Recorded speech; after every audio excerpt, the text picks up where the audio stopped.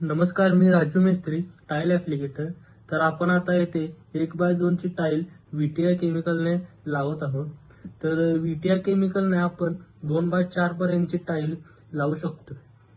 यामध्ये 20 रुपयाचं कुपन असतं. आता आपण 5 लिटर पाणी घेतलेलं आहे. त्यामध्ये 20 किलो बॅग ॲड करून ते स्टरर मिक्सरने प्रॉपर मिक्सिंग करत आहोत.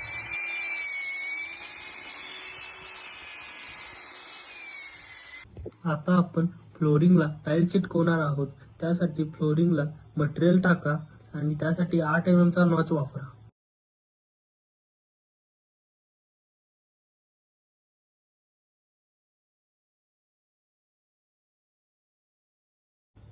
सेम प्रोसेस फरशीला पण करा.